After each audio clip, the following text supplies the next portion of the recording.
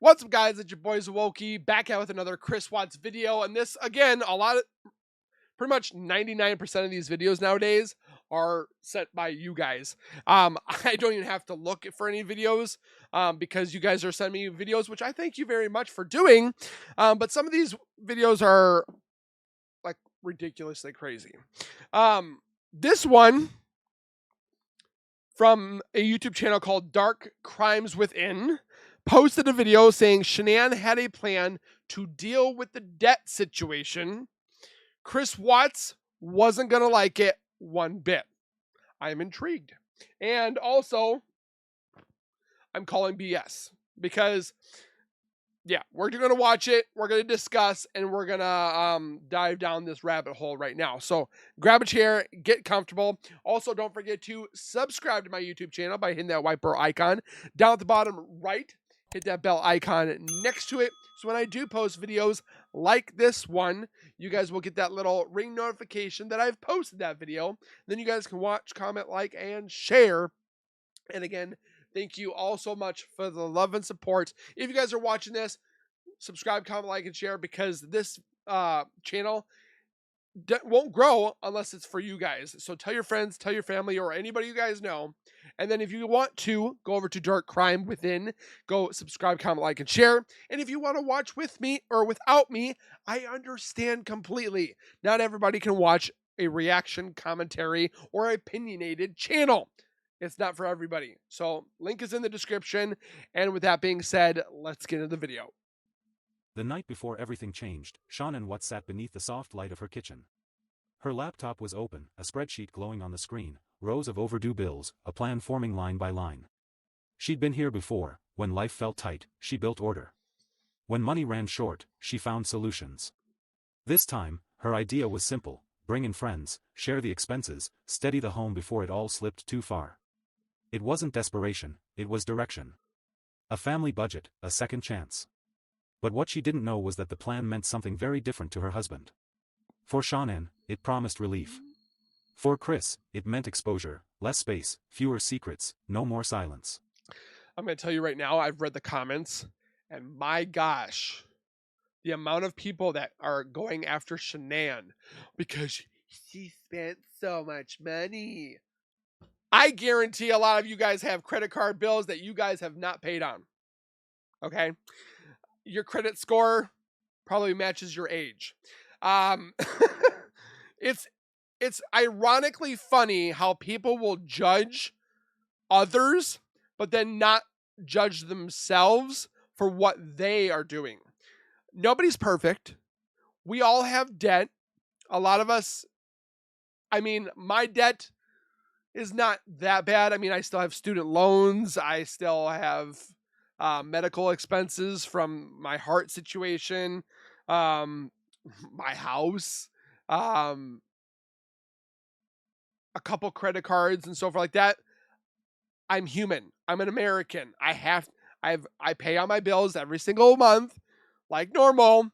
If things are tight, I either look for things that I need to sell that I don't use anymore, or I go out and work more hours at my job. Overtime, or I've done odd jobs. I'll plow, I will mow lawns. I've done it before. You do whatever you can to extend the buck. But for people to go after Shan'ann when between both of them they were just making under $100,000, and the people are like, "Oh, she's getting her nails done." I guarantee a lot of people that are watching this have their nails done, or the people that are commenting, "Oh, Shan'ann did this," while typing with these expensive nails, and then complaining that, oh, Chris was had every right to do what he did because Shan'ann was over controlling. She spent so much money. That doesn't constitute murder. Again, in your vows, through good or for worse, through rich or for poor, you stay together no matter what. That's why, what is it, 50% now in America that marriages end in divorce because people just want to give up so much. Marriage is supposed to be something that you fight for, not just throw away like a crumpled piece of paper into the waste bin and then restart and then try to do it again with another one. I unfortunately, yes, I don't like that I had to go through a divorce, but I'm not going to be with somebody that had an affair with me. If you are able to have an affair with me, then you don't love me. And I didn't want to be with somebody that didn't love me. So, but I didn't murder my family. By that weekend, one short message would decide everything, whether her plan to save the family would move forward, or reveal how far it had already fallen apart. There was another post that said that because Chris Watts had to take out money of, I think, his 401k, it was like $10,000. That's another reason why he committed murder. Like, come on, dude. It's $10,000 of your 401k. Mine is up there. I haven't even looked at my 401k recently between all my 401ks that I've had that have combined together. But with nowadays, I'm probably never going to see that 401k. I'm going to have to work until the day I die because of how everything is nowadays. I'll be 75 years old and still working. Before we begin, tell us, where in the world are you watching from? Minnesota! Drop your location in the comments, from the cities that never sleep to the quiet towns where stories like this still echo. Let's see how far this story travels, together. The city that never sleeps, that's New York, right? I don't know. The Watts home looked peaceful that morning, sunlight on granite countertops, a planner open beside a half-empty cup of coffee. On the screen of her laptop, neat columns of figures glowed: income, expenses, overdue bills. Every number told a truth that no camera ever caught.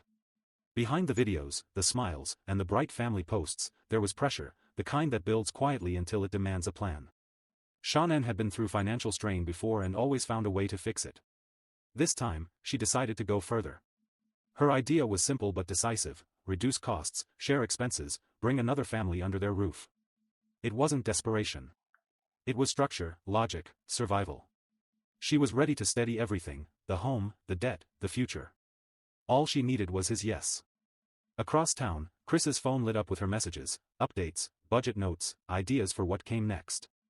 He saw them, paused, and left them unanswered. For her, the plan meant security. For him, it meant scrutiny, less privacy, more eyes, fewer excuses. He'd said everything was fine, but the silence between them had already started to sound permanent. That's why you need to communicate with each other. If you just sit there and bottle things up and don't say anything, that's on you. If you keep things silenced, and I know as a man, we keep a lot of things to ourselves. We don't want to speak out, but you need to. And I've been there my fair share of being silent, just dealing with what happens and so forth. But eventually it breaks everybody, and you need to communicate. You need to vent. You need to express how you're feeling. You can talk, but not like yell. It just seems like everybody wants to yell anymore. Sorry guys, I got this cough. And Chris was like, "Oh, I don't like that she spends all my money and it's all gone when it goes in the account." And do you think that living in America, your money is going to stay in your account? It's usually ate up within days, if not hours. It seems like I get paid on a Monday and my money's gone because we have bills. We have 3 kids. We have payments. We have loans. And what do you expect? I don't understand what this man expected his money to do. Just increase automatically? That's not how it works there, dude. You have to invest, or you have to save, and you have to, and neither one was doing that. But don't put the blame on one person. It goes both ways in a marriage. They both were spending. By the end of that weekend, But again, that doesn't make murder valid. her plan would no longer be about money. It would become something far larger, a moment that revealed how far apart two people could live inside the same home. Every family has a plan to make the numbers work. Hers was ready. His answer would decide everything. The Watts family's home in Frederick, Colorado looked picture-perfect, a polished driveway, toys arranged neatly on the porch, and the kind of quiet suburban promise that suggested security. Online, Shan'ann's videos reinforced that illusion: a loving husband, 2 laughing daughters, another baby on the way. Every clip radiated joy, every caption carried a message of optimism. But beneath the brightness, there was a strain that didn't show on camera. The truth was written in overdue notices and maxed-out balances, quiet warnings that their perfect life had become expensive to maintain. By the summer of 2018, their financial situation was tense.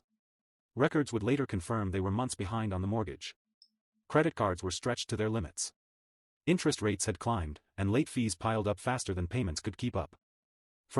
So just to put things in perspective, in 2018, well, I can't remember exactly when they actually filed for bankruptcy, but I just went with 2018. I mean, I could probably do 2025 and the number probably is bigger. But in 2018, 773,000 people claimed bankruptcy cases. Individuals, families, it's ridiculous. But if we went to 2025, how much would I bet that number doubled? I'm almost bet I can't even spell bankruptcy. Bankrupt. See? There we go. 25. Okay, it went down. Well, we're in the mid, or not the mid, but we still have. Maybe I should do 2024 because we're not done with 2025. So I mean that's better than what it was before. Let's see, 2018. Wow, 2018 was a bad year. What the flip happened in 2018? I can't remember, but again, you can't tell me that all that 778,000 people murdered their families. These pressures come gradually. For Shan'ann, they were already at the edge. But she had been here before, and she believed in fixing problems, not folding under them. Her strength came from structure. On the kitchen counter sat her planner, color-coded and marked with reminders: bills due, track expenses, no extras this month. Her laptop contained a spreadsheet labeled August Reset. Each row mapped out where the money went, what could be trimmed, and what might recover if she cut deeper. It was the kind of system that mirrored her personality: disciplined, hopeful, persistent. Most nights, after putting the girls to bed, she worked through the numbers in silence. She logged into payment portals, recalculated balances, and scribbled notes beside the totals. At least she's doing "Stay that. on track," she wrote in the corner of her calendar, a phrase that had become her private mantra. To outsiders, her effort looked effortless, another example of her being organized, ambitious, unstoppable. In reality, she was quietly fighting to keep the walls from closing in. The couple's expenses had been mounting for months. The mortgage on their 5-bedroom home alone exceeded what their combined income could comfortably support. Add the cost of childcare, 2 car loans, groceries, utilities, medical bills, and her small business inventory, every paycheck disappeared as quickly as it came. Her job with Thrive covered commissions and bonuses, but they fluctuated. One slow month could mean missing another payment. Still, Shan'ann approached it methodically, like a puzzle she was determined to solve. She wasn't someone who waited for rescue, she built her own solutions. Years earlier, when debt pushed them toward bankruptcy, she'd reorganized their lives by moving her parents in. The decision had cut expenses dramatically: meals shared, childcare costs reduced, and household expenses divided. It worked once before. It saved them. Now, facing the same type of strain, she began building a new version of that plan. But again, why does it matter if that's bad? Or it's not bad. We have people in my town where parents have either moved in with their kids or the kids move back with the parents, and like one family gets, or the family gets the top floor, the basement is the next family, just because they don't want to live in complete debt. So families move in together. It's not unheard of. So again, for those people that are going after the Ruseks or the Watts family. Like, what does it matter? If another family shared their home, if costs were divided, the savings could be significant. The math convinced her. It wasn't glamorous, but it was practical. By pooling resources, they could reset their finances and breathe again. It wasn't just about money, it was about stability and preserving what they had built. Shan'ann saw the plan as teamwork, a way to lighten the pressure on Chris and secure their children's future. She never treated debt as shame. To her, it was a challenge to be managed.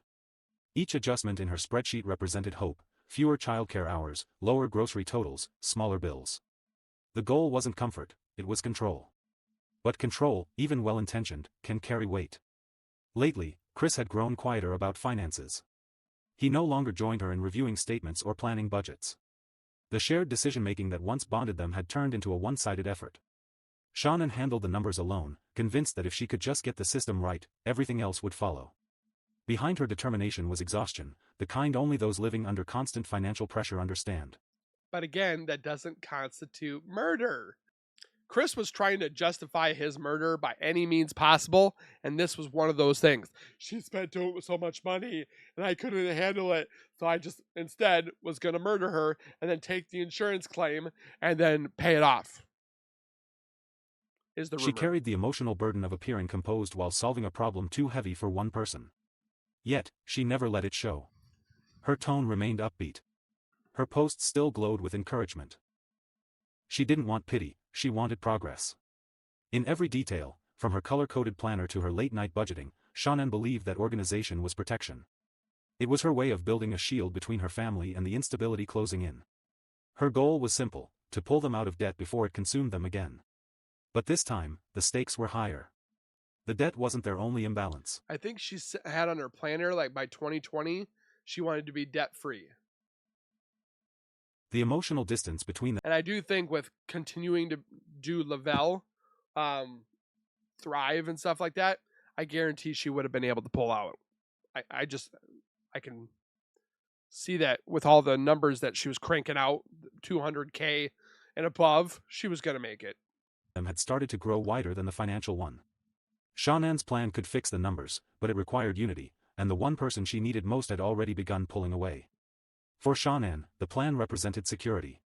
For Chris, it would soon represent something else entirely: a loss of space, privacy, and control. She'd done this before, and it worked. But this time, the solution she built would reveal more than just the numbers on a page. It would expose everything that had been quietly breaking beneath them. She believed that by repeating what had once saved them, she could rescue their future again. But history, no matter how carefully managed, doesn't always repeat the way we expect. Before the summer of 2018, financial hardship was nothing new for Shan'ann.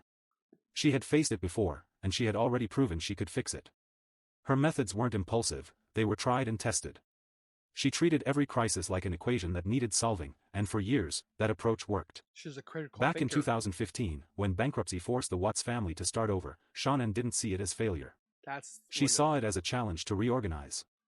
The family's bills outweighed their income, and debt had begun to suffocate every part of their budget. Rather than downsize alone, she made a calculated move: she invited her parents to live with them. It wasn't an emotional decision, it was strategy. For 15 months, 4 adults and 2 small children shared a single household. Meals were combined, childcare was divided, and expenses were split. The arrangement wasn't perfect, it meant tighter spaces, fewer quiet moments, and constant coordination, but it restored balance. The savings were measurable. Groceries and utilities dropped by nearly half, and Shan'ann managed to clear several lingering bills. It was an uncomfortable setup that bought the family time to breathe again. The experience gave her something more valuable than relief: it gave her proof. She learned that survival wasn't about pride, it was about partnership. Family could be both emotional and economic infrastructure if everyone contributed. That realization stayed with her. In 2016, when she underwent neck surgery, that same philosophy reappeared. Physical limits meant she couldn't lift her daughters for weeks, and childcare costs loomed again. Instead of hiring help, she turned to a trusted friend, Christina, who temporarily moved in. The decision saved hundreds of dollars in daycare fees and allowed Shan'ann to focus on recovery without losing income from her home business. What looked like friendship was also quiet, structured efficiency. Later that year, another challenge arrived: a required trip to North Carolina. Most parents would see the travel as an additional expense, Shan'ann saw opportunity. For 6 weeks, she and the children stayed with relatives, alternating between her parents' and her in-laws' homes. Both families helped watch the girls while she continued working remotely. Again, she cut costs without compromising care. Every move was deliberate, every choice grounded in one idea: when circumstances tightened, the solution was collaboration. Across these years, a pattern emerged, one that defined how Shan'ann managed her life. She didn't wait for better luck. She engineered better systems. Each hardship became an experiment in adaptation. I don't see anything She wrong with understood this. that saving money wasn't just about earning more. It was about reorganizing what already existed. She transformed homes into cooperative spaces, treating her support network as an extension of her budget plan. Those experiences formed the foundation for everything she would attempt again in 2018. By then, the numbers on her screen told a familiar story: debt creeping upward, income stretched thin. But she wasn't starting from zero. She had a proven formula: bring people together, divide expenses, create balance. It was the playbook that once kept their family afloat. Still, the lessons of the past came with quiet strain. Shared living required compromise. It blurred boundaries and tested patience. Privacy vanished under the weight of practicality. Yet for Shan'ann, discomfort was secondary to security. She could endure inconvenience if it meant her children's future remained stable. To her, these choices weren't sacrifices, they were investments. Every partnership, every shared roof, every adjustment had a purpose. They demonstrated that careful planning could correct even the steepest imbalance. And as the pressures of 2018 mounted again, she did what she always did: she turned to structure, calculation, and cooperation. This wasn't improvisation. It was repetition, a proven strategy from her own history, one she trusted to save them again. But what she didn't yet realize was that the household she was trying to protect had changed.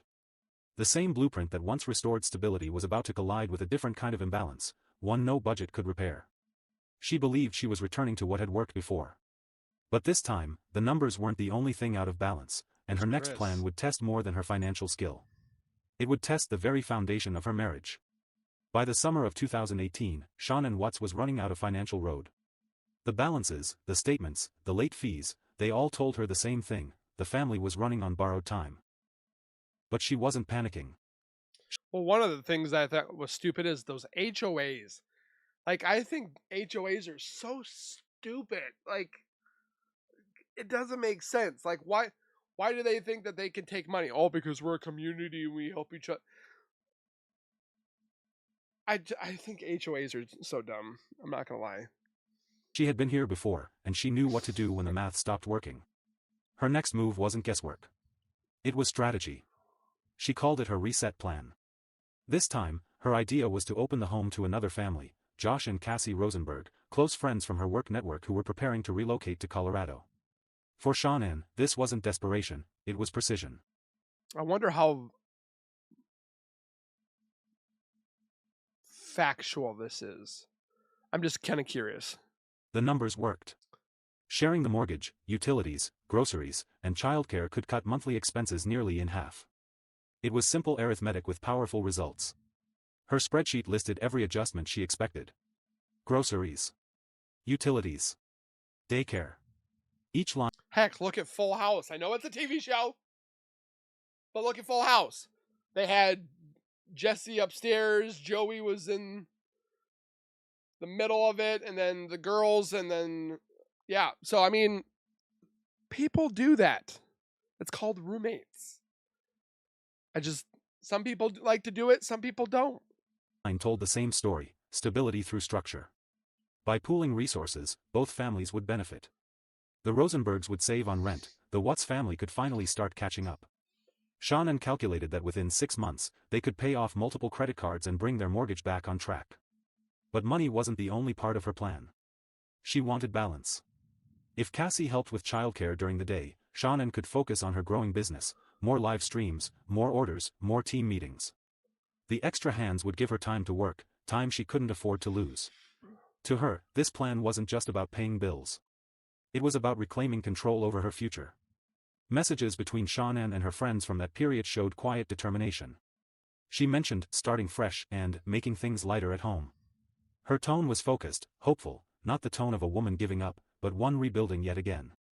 Every sentence carried a trace of relief, as though she could already see a calmer future taking shape.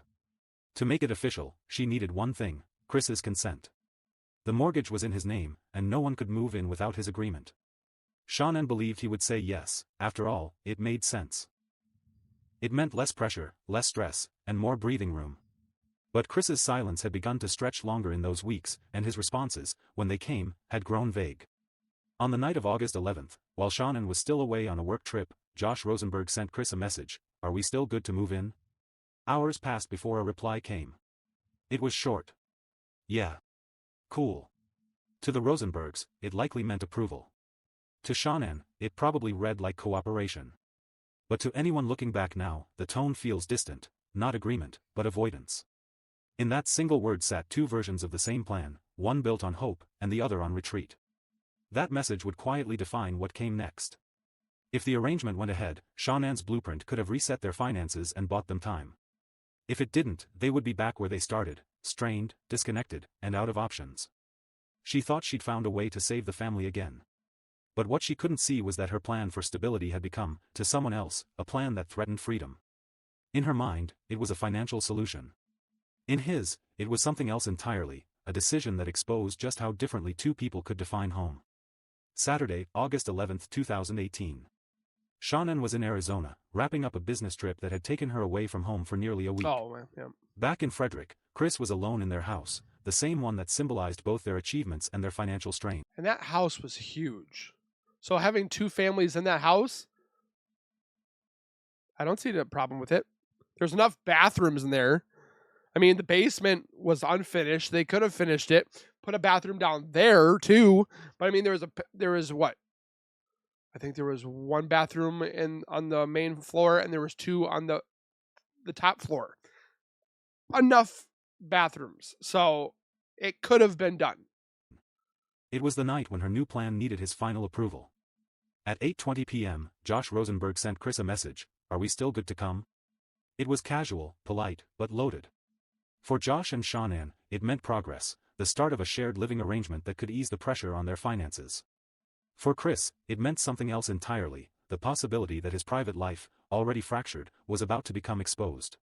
He didn't answer right away. Nearly 2 hours passed before he typed. If he had, or if another family moved in, then he couldn't have Nicole over. But again, Nicole didn't like to go over to the house because she wanted him at her house because that was their spot. Back a single word, cool. It wasn't agreement or refusal. It was neutral, a reply that seemed safe on the surface but felt hollow underneath. In Shan'ann's mind, that message likely meant yes. She was a planner by nature, and a confirmation, no matter how brief, was enough for her to move forward. But for Chris, it wasn't consent. It was a delay. Moments later, he added another line, "When?" That question sounded logistical, but the tone was detached, stripped of any warmth or curiosity. To anyone else, it might look like a husband coordinating details. To those who later examined his communications, it read as distance disguised as cooperation. Across the country, Shan'ann's phone lit up with his message. She was likely exhausted but relieved. The plan she'd spent weeks refining now had the green light. The move-in could happen, the bills could stabilize, and the family could start again. She couldn't have known that behind his short replies, her husband had already checked out emotionally. In the weeks leading up to that night, his texts had grown shorter, his responses slower. Friends later noticed the change, conversations that used to stretch for hours had become a handful of words. When she sent photos, the replies came without emojis or follow-up questions. What once read as affection now read like avoidance. For Chris, Shan'ann's plan wasn't just about sharing expenses. It was about losing control. Another family moving in meant less space, less freedom, and constant oversight. His time alone would vanish. Every call, every outing, every unexplained absence would have witnesses. The home that once gave him distance would no longer provide it. That's what made "cool" such a pivotal word. To Shan'ann, it sounded like unity, the kind of teamwork that had saved them before. To him, it was containment. She was opening their home to new life, he was trying to carve out an escape from the one he already had. The message was short, but its silence was louder. It carried the weight of a marriage moving in two directions. Again, it just sounds like he wants to be selfish. Hers toward restoration, his toward withdrawal. What she saw as a solution, he saw as a trap. I'd like to know how many people would be willing and accepting of another family moving into their home. One, either helping another family out, or two, having your family being helped by having another family move into your house and half all the expenses. Would anybody do that? Comment your thoughts down below. I would say it would be hard for us to do that because we don't have the room in our house. Our house is a 4-bedroom, 1 office, which my office is the game room or studio. But it would be very hard to have another family. We did have my sister-in-law move with us for a while. Didn't end very well, but we had it happen for a little bit. So I just would like to know your guys. If I had a big enough house, I wouldn't mind. By the time Shan'ann boarded her flight back to Colorado the next morning, her mind was fixed on logistics, cleaning, rearranging rooms, welcoming guests. Chris's thoughts, however, had shifted elsewhere. The approval she thought she had wasn't a beginning.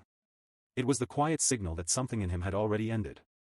2 people now lived under the same roof, both following plans they believed would fix their lives, one building a future, the other preparing to walk away from it.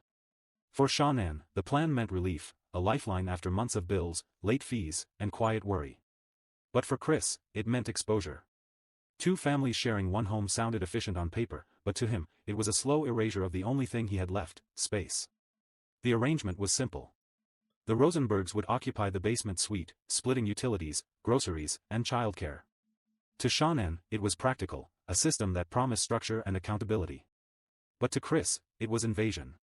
That basement had become his refuge, the only corner So then he needed to voice that opinion. of the house untouched by expectation.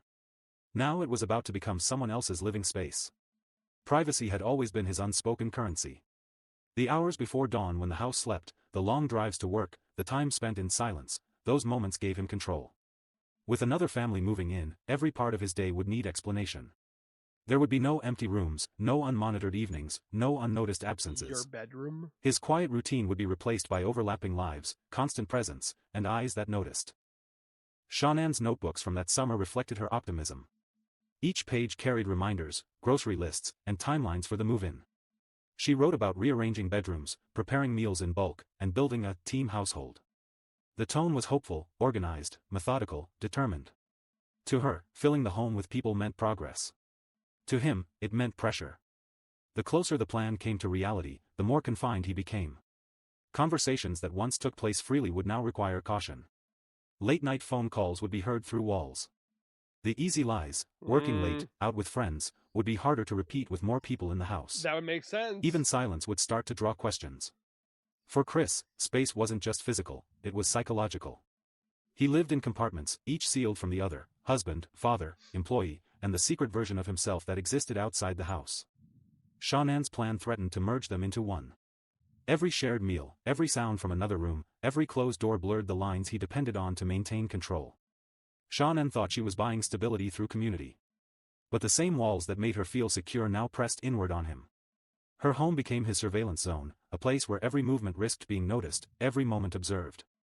He had agreed to the plan by text, but he hadn't accepted it in spirit. Saying yes cost him the one thing he valued more than money, his autonomy.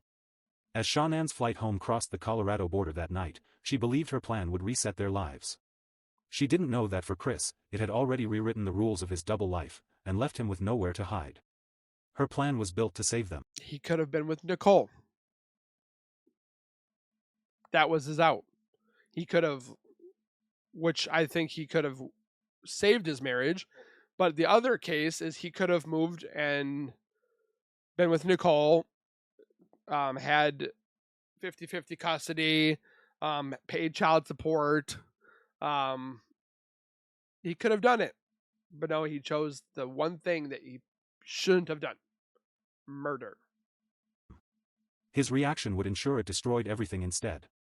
Between August 11th and the early hours of August 12, 2018, 2 very different weekends unfolded inside the same marriage. Shan'ann's was filled with motion. Phone buzzing, planner open, notes scrawled beside grocery lists. Chris's was marked by stillness, short texts, long silences, and a growing absence that didn't need words to be understood. He was with NK. By Saturday evening, Shan'ann's focus had narrowed to logistics.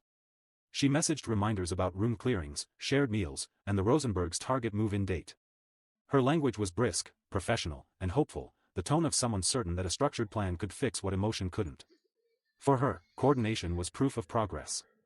Each checklist brought her closer to relief.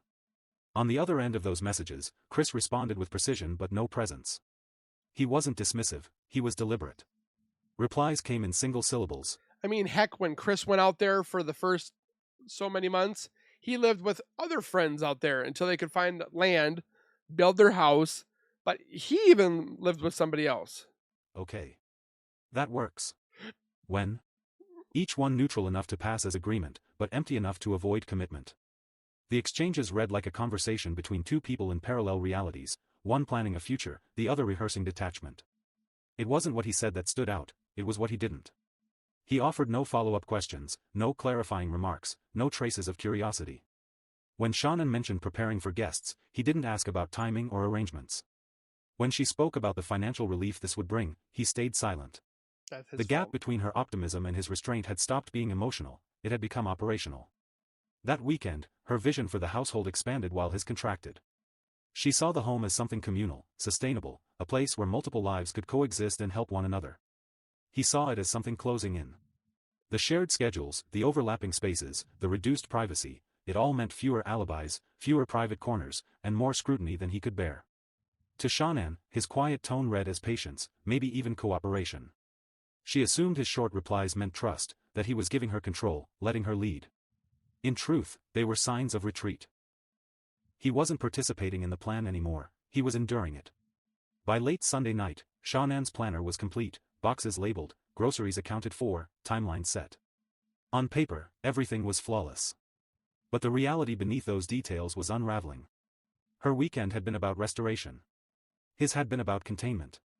Both believed they were managing the situation. Neither realized they were already living in two separate versions of the same home, hers built on hope, his built on exit. A plan can be perfect on paper, and still. And with having kids, you don't get silence. Like, you get screaming all the time, lovings, hugs, obsession with wanting to be with you. I mean, having kids, that's going to happen. So even if he didn't have a family moved in, the kids would have bombarded them without having any silent or alone time. So I just, again, Chris, you're an idiot. Still impossible in practice. The weekend ended with every list checked and every task complete. But as Monday began, the gap between their intentions would finally cross from silence into consequence. By mid-August 2018, Shan'ann Watts had turned anxiety into action. What began as quiet budgeting had become a coordinated plan, one that involved friends, schedules, and a clear date to begin. Cassie and Nicole had been her sounding boards throughout the summer. They knew her tone when she was overwhelmed, and this time it sounded different, decisive. She wasn't venting, she was executing. Her idea was simple: share the cost of living by opening the home to another family, the Rosenbergs. It would cut childcare costs, lower bills, and ease the weight of 2 maxed credit cards. To Shan'ann, it wasn't just about money. It was about regaining control over a life that had started to feel like a race she couldn't win. Her friends applauded her initiative. They saw the logic, the strength, and the hope threaded through every message she And if the Rosenbergs were game for it, what does it matter? sent that weekend. This is temporary, she told them. It'll give us breathing room. To them, the move made perfect sense. It was community in practice, the kind of decision a determined mother makes when she's tired of waiting for change. Every conversation reinforced what Shan'ann already believed: structure would save them. But to Chris, that same plan represented a quiet dismantling of everything he'd built in secret. For months, he had been living between two realities, the family man and the man chasing escape. He had managed both by separating them: silence at home, distraction elsewhere. The thought of another family moving in under their roof didn't just threaten privacy, it ended the illusion of dual living. Every part of the house, the basement, the kitchen, even the garage, would now belong to multiple people. There would be no gaps in routine, no unnoticed absences, no room for a life that existed off schedule. While Shannan's messages overflowed with optimism, Chris's responses stayed short and neutral. Okay. That works. When? His tone didn't change, but his meaning did. What looked like agreement was withdrawal disguised as politeness. He wasn't participating in the plan, he was waiting for it to collapse. Their coping patterns were exact opposites. Shan'ann responded to stress by tightening structure, Chris responded by loosening it. For her, order brought safety. For him, it brought suffocation. Each believed their method was the rational one. So then he should have communicated that. In her mind, more connection meant security. In his, it meant exposure. The marriage wasn't splitting because of anger, it was splitting because of design. Shan'ann's approach was methodical. She drafted checklists, organized timelines, and sent reminders to friends about preparing for the transition. Her calendar for the week of August 13th was filled with notes, appointments, grocery plans, the phrase, fresh start, circled twice. She saw progress everywhere she looked. But beneath the same roof, Chris was drawing his own quiet conclusion. He knew that once the Rosenbergs moved in, his private life would vanish. Every phone call, every change in schedule, every deviation would need an explanation. It was the unspoken truth between them. Her plans solved their financial instability but demanded emotional transparency, and that was something he could not offer. The home she was rebuilding into a shared space symbolized everything he was trying to leave behind: accountability, witness, permanence. Her yes to community became his no to exposure. By Sunday evening, their house existed in two realities. To Shan'ann, it was a future taking shape, a solution finally within reach. To Chris, it was a structure closing in. He moved through the rooms quietly that night, replying to her texts as though he were part of the same plan, but mentally, he had already stepped outside of it. The contrast was invisible to everyone around them. Friends saw a couple preparing for transition. Shan'ann saw stability. I mean, what they could have done is the top floor was all the Watts family. The middle area is the common area where everybody can use it, between the Watts and the Rosenbergs. And the bottom basement is the Rosenbergs. It's feasible. It's doable. But again, murder was not the answer, Chris. On the horizon. But Chris saw the walls of his independence narrowing by the day. The household ledger that she believed symbolized balance had a second, invisible column, one that measured privacy, not money. Every gain for her side of the plan was a loss for his. Their goals had become mutually exclusive. Hers depended on transparency, his depended on secrecy. What began as a practical arrangement had evolved into a confrontation between two forms of survival, one built on cooperation, the other on concealment. The plan promised to save their finances, but in practice, it demanded truth. And truth was the one thing their marriage could no longer hold. As the weekend faded into Monday, Shan'ann was certain she had finally found a way to steady their lives. But Chris had already made peace with a different kind of stability, one that didn't include her plan, or perhaps even the life that plan was meant to preserve. The house was ready for a reset. Boxes cleared, schedule set, messages exchanged. But under the surface, the foundation had already cracked, not from conflict, but from two people solving the same problem in entirely opposite ways. Under the quiet glow of that same kitchen light where it all began, Shan'ann's ledger still sits, the numbers long faded, but the meaning as clear as ever. It was never just about money. It was about control, hope, and communication, the invisible currencies that hold a family together when finances start to crumble. And Chris gave up on all of it for a woman. Every cell she filled was a conversation waiting to happen. Every budget column was an attempt to make silence speak. For Shan'ann, order wasn't obsession, it was survival. She built systems not to dominate, but to steady the chaos life had handed her. It was her way of translating love into action, of saying, I still believe this can be fixed, even when the evidence said otherwise. Shan'ann had done what so many do under pressure, she turned anxiety into planning. When she couldn't change her husband's tone or the distance in his eyes, she changed what she could: the bills, the schedules, the structure. Her resilience wasn't grand or cinematic. It was everyday strength, a quiet, steady kind of endurance that believes peace can be organized. But what her plan also revealed was something harder to measure: what happens when practicality meets resistance.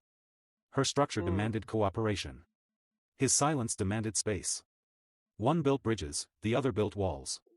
In that tension, their marriage became a mirror of countless others, one partner trying to fix what's Chris was building minefields. visible, the other hiding what's not. Chris's restraint looked harmless from the outside. Those little ones. He wasn't shouting, wasn't fighting. But silence, repeated long enough, becomes its own form of control. It can reshape a household as powerfully as words ever could. While Shan'ann fought the problem head-on, he chose avoidance, the illusion of calm that slowly erases connection. His quietness wasn't peace. It was retreat. Their differences weren't moral opposites, they were psychological ones. Under stress, she confronted. He concealed. She built patterns to feel safe. He broke them to feel free. Both believed they were doing what survival required, but survival in opposite directions cannot coexist. When one person builds transparency and the other builds escape, the structure eventually collapses under its own imbalance. This is what the numbers on that spreadsheet could never calculate, the emotional debt between two people when truth stops being mutual. Financial strain didn't destroy their marriage, it simply revealed the fractures already there.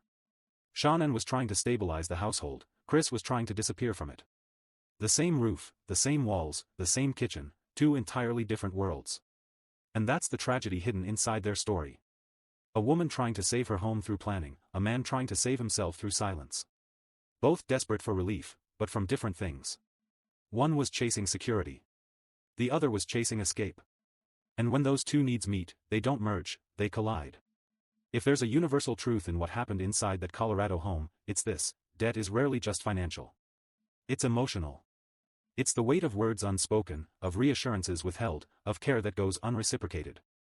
The unpaid balance of communication is what bankrupts relationships long before the bills ever do. Shan'ann's ledger wasn't just a record of expenses, it was a testament to effort. Every line was an act of faith that love could still be rebuilt with accountability, that honesty could coexist with hardship.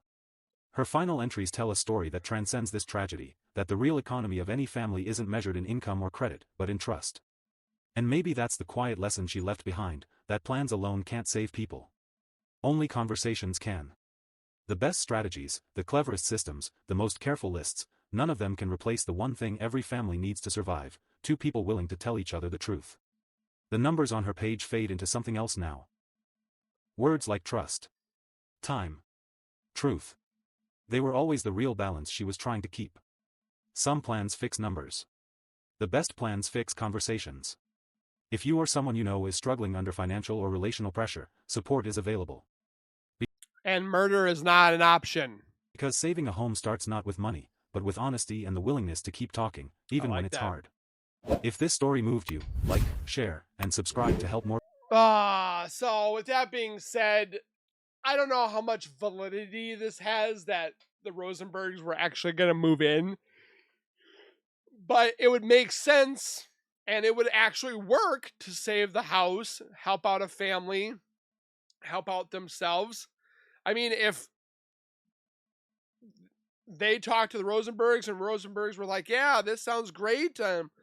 Let's talk this over and let's see what you guys want and what we want. And it sounds like Chris was just completely going off the edge of the boat and diving into the water, swimming out to another boat that was NK on it. He didn't want nothing to do with this over here. So, I don't know. It makes sense, but I don't know if it's factual. I'd like to know what your guys' thoughts are. Please put them down in the description, the comment section.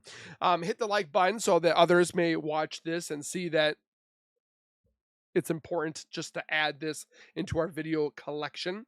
And again, I thank you guys for being here. Please take care, be safe. As always, keep nerding on, and we will see you guys in the next video.